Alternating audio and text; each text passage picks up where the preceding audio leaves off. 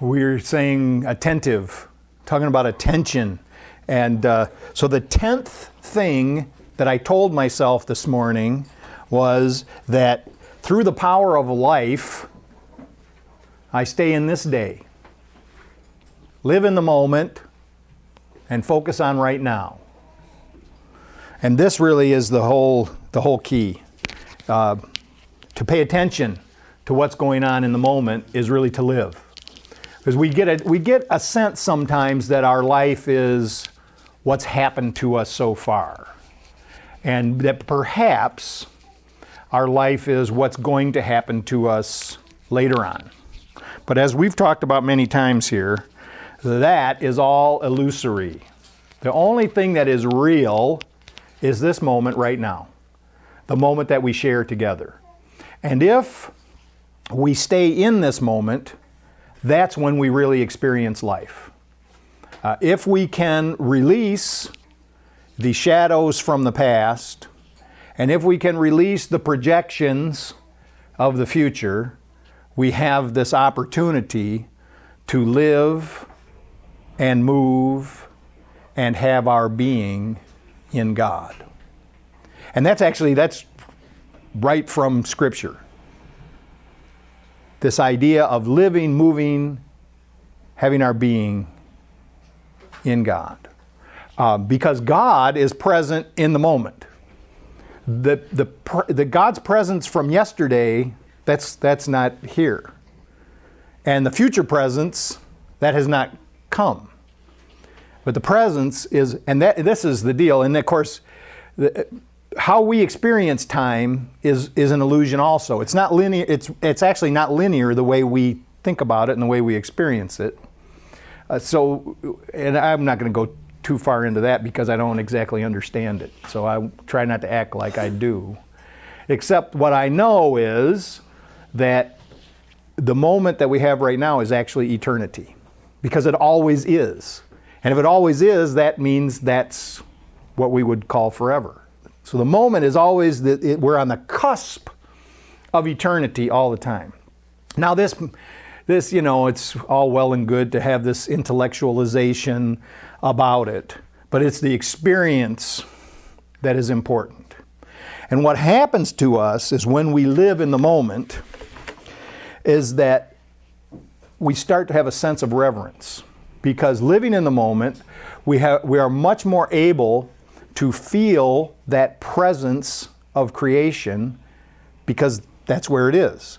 We're much more able to hear guidance from our inner guide, which we can call that spark of divinity within us, the voice of spirit, God speaking, if you will.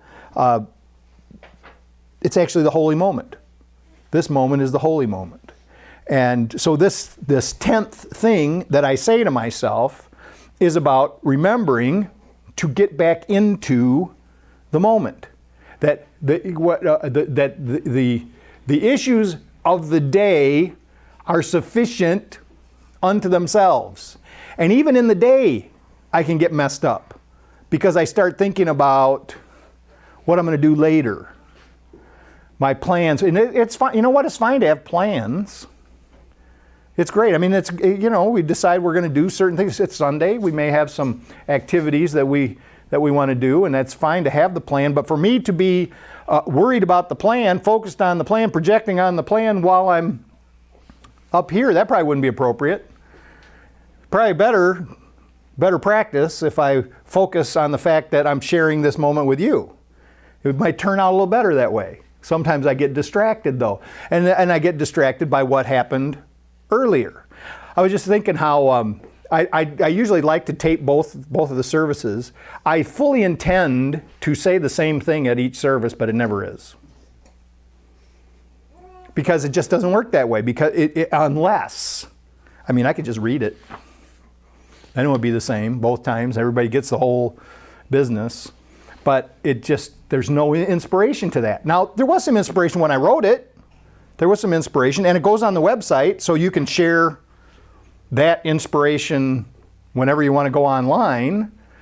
But the point is that in the moment, what I want to do is allow this inspiration to come out of me based on what's going on right now.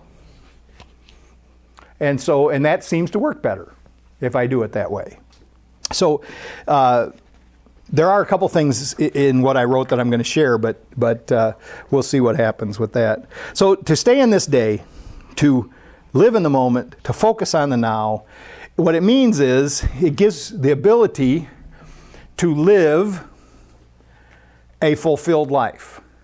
Because focused on the moment, we get all these opportunities. We get all these opportunities to be of service to others, which enriches us and them and makes our life just richer overall. Caught up in these things that here's what we call it. When the past, we can think about the past this way. Think about the past generally. When we're thinking about the past, it's about regret and resentments. Now, sometimes we think about the past in a longing kind of a way. And that's when we're really fooling ourselves. Because you hear it all the time about, in the good old days, right? We wish it was simpler times. If you actually examine the good old days, they weren't all that good. Now, there could have been a time when we may be having health challenges now, and there was a time when our health was better, and so we, kind of long for that. But what I'd rather do is to stay in the moment and work with Spirit about healing the health problem, like in the moment, rather than focused on something that's gone. The past, I mean. So, anyway, regret and resentment. I get caught up in, I wish I wouldn't have done that. Worse. It's a total sense of embarrassment when I remember something and I go, oh my God, I can't believe I did that. Or I'm upset with someone else and I say, I can't believe they did that. If they wouldn't have done that, then this would have happened this way, or that would have been this way, and then I wouldn't be in the situation that I'm in. It's just so wasted. The time spent in that is so wasted. Now that doesn't mean that we're not supposed to take responsibility, and we did that in the 8th and the 9th thing that I said to myself this morning. You just think about that, you can remember that later. So we take care of what happened in the past so we can escape, so that we can be free of those continual regrets and resentments. We do what we need to do. We take responsibility. We ask for, when appropriate, we ask for forgiveness for those things. And then we forgive those who we resent. And each time that regret or resentment comes back to mind, we can repeat that same thing, but to get rid of it. And then the other piece that keeps continually distracting us is this projection into the future. And if we observe what we do, we actually take situations from the past. Now, something's happening right now. Something's happening in my life. I'm interacting with somebody, and it triggers a memory from the past, usually some kind of a threatening memory, and then I project that thing from the past into the future, sure that that bad thing's going to happen, or probably something worse. Or I could be hopeful and wishing for the same kind of good outcome to happen. And again, either one of those paths is not helpful, because in the moment, when I'm in that situation with a person, there's an opportunity for good to occur in that moment, which will be the best for me, the best for them, but also then provide a pleasant memory that I might want to reflect on later, or maybe not, and also will provide a path into the future that will be a good one, because cause and effect is in operation. So if I act kindly, if I act lovingly now in this moment, the result is kindness and love in the future, which of course never happens because it's always this moment, right? But I set the stage for the next thing. So I'll tell a story. On the prayer list, we've added Stockholm Inn and Rich. So the reason, this is what happened. I've been going, I eat a lot of lunch and breakfast there. And 2 weeks ago, I went in there, and it was Friday, and they had fish fry. I know it's probably not the best thing that you're supposed to eat, but I treat myself every once in a while. So I ordered the fish fry with French fries. And I told her to bring Tabasco sauce. It was Amber, by the way. She was our waitress. Many of you know her. And she brings out this, she brings the fish and she brings this little cup of red stuff and sits down in front of me. Now I know right away that that's not how I get the Tabasco sauce. So I open it up and just as I suspected, it's red hot. Red hot. Now if any of you have experienced this, red hot, the problem with red hot, Debbie likes it. But the problem with red hot for me is it's not red hot. It is not hot. It has no spice to it whatsoever. It's like nothing. It's bland. It's totally nothing. And so I said, Amber, this isn't Tabasco sauce. And she says, I know. She says, we don't have Tabasco sauce anymore. I said, what? She said, no, we don't have it anymore. We just got this, we got red hot. She said, we got big containers of red hot, no Tabasco. I said, well, what happened? And she got really quiet and she looked around to see if anybody was listening. And she said, it was a financial situation. I said, what? She says, yeah, they made a financial decision. I said, Tabasco sauce was too expensive? She said, I think that's what it was. I said, this place is packed every day. How could they be worried about Tabasco sauce? So now my mind is going now, right? And I'm getting upset because why am I getting upset? Because I'm not getting what I want. Now, actually, I think I've got an entitlement. And you may agree with me. See, it's really easy for me to get you to go along with me. I'm commiserating with you. So now I've got an entitlement. I should be able to get some Tabasco sauce. I mean, is that so much to ask? See, all these are the crazy thoughts that come to mind. So, okay, I said, all right, well, I need to talk to somebody. She said, well, Rich isn't here today. Okay. So the next time I went in, I saw one of the other managers there. It wasn't Rich, but another manager there. And I asked him, I said, what happened to the Tabasco sauce? He says, what do you mean? I said, well, there's no Tabasco sauce. He says, oh yeah, he says, there's a case of it downstairs. Oh man, I'm feeling good now. Great, we got Tabasco sauce. So the next Friday, I went in and I asked Amber to get me the Tabasco sauce. She says, I told you last week we don't have any Tabasco sauce. I said, Ron over here says we got Tabasco sauce in the basement. She says, okay, I'll go look, but I don't think so. So she's scurrying around. Sure enough, no Tabasco sauce. Now she says, we got another customer and he brought some in, but it's locked up in the, they're locking up the Tabasco sauce. All right, so I said, okay, could you have Rich come over? And so Rich comes over and he says, how can I help you? I said, well, I'm just trying to figure out how come we don't have any Tabasco sauce. And Rich says, we can't get it anymore. Right.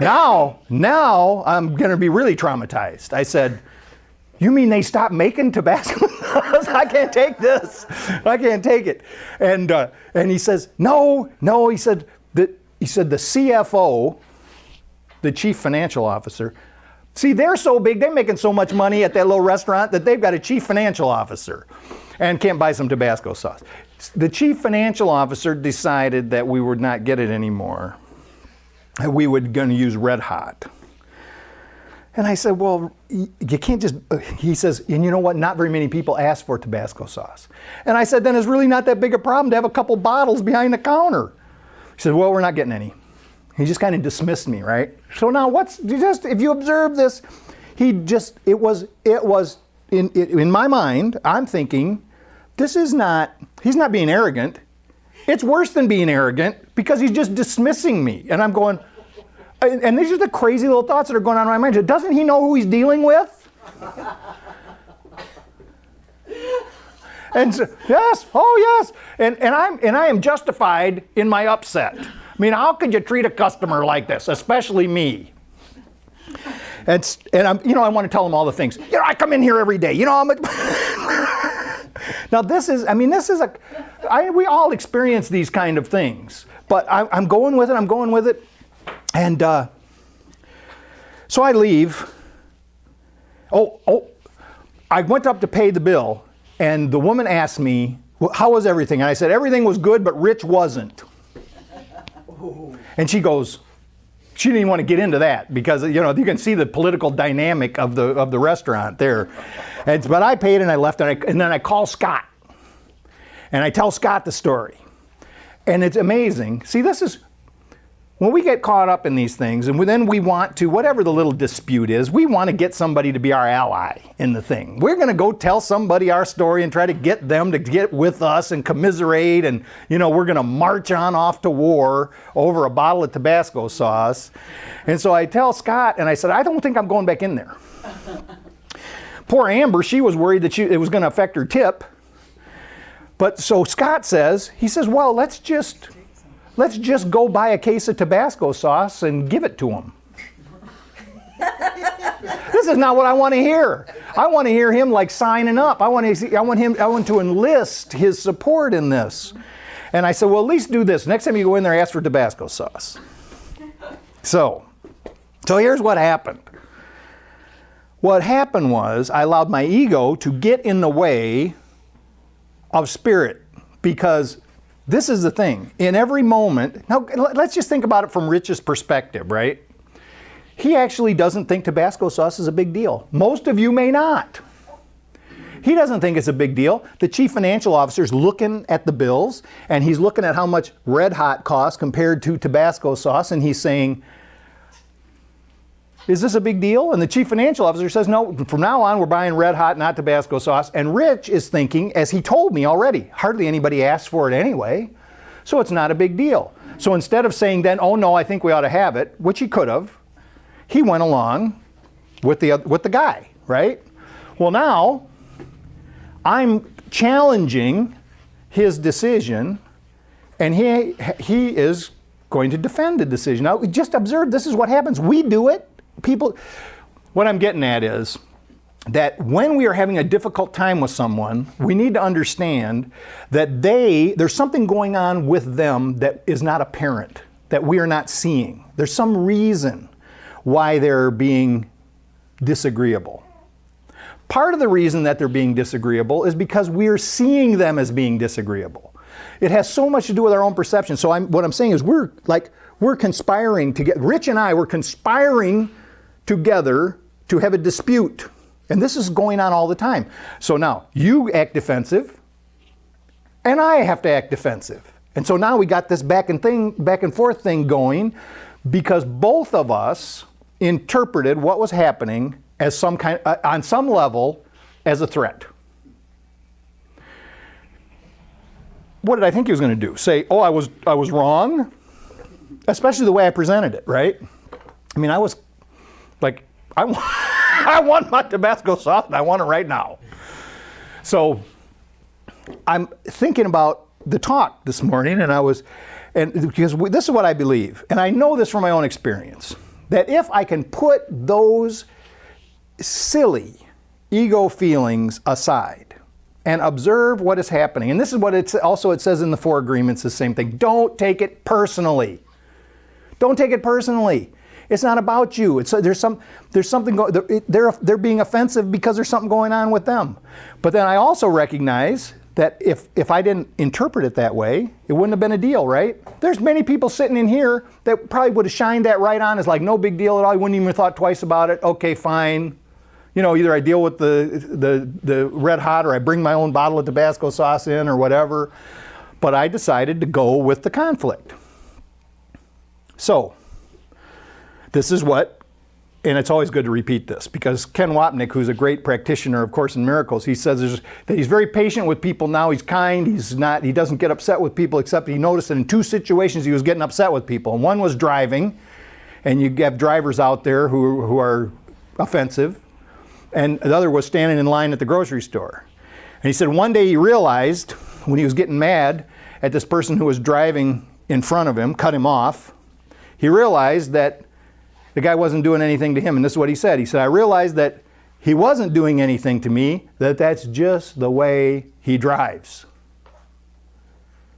So when you take that personal element out and say, he's not doing anything to me, that's just the way he is right in this moment, right? That's just the way he's acting in this moment. It's not personal. It's not. Now, he actually may mean it as personal, as part of the conflict, right? But that still doesn't mean I have to take it personally. So staying in the moment, what staying in the moment means is, as these things start to happen, when we're staying in the moment, we get cues as to how we're supposed to respond. But allowing ego to run away with it, no, you can't treat me that way. You can't, what are you doing talking to me? I've got to say something back to you to show that I'm not going to stand for. If I'm just relaxed, if I'm just staying in the moment, I will be able to come to, and see, here's the thing, today, this morning, I can't tell you what I should have said to him and how I should have handled it because I missed the opportunity. This is what I mean about the present moment being the time. It's the time of creation. So all the things in my head about, I should have done, what we've had plenty of experience saying, I should have said that and I should have done this. But I mean on the good side. But I can't know for sure because that time is gone. And the opportunity to be of service to him and then in turn to myself by extending love, kindness, was missed. So I don't know exactly what I was supposed to do. But I do know that I made an error in how I reacted. And what I can use that past experience for is to say, let's not do that again. Let's try to stay in the present moment and live in that moment. So, okay, I'll tell another one. I'll tell another one that's appropriate and it worked out in a little different way. I have this consulting job that they pay me some money, and that money is like taxable income, right? And that taxable income, I didn't actually want to pay like a bunch of taxes on it, right? And so I went and I bought this car out here, the white Altima out here. I leased it.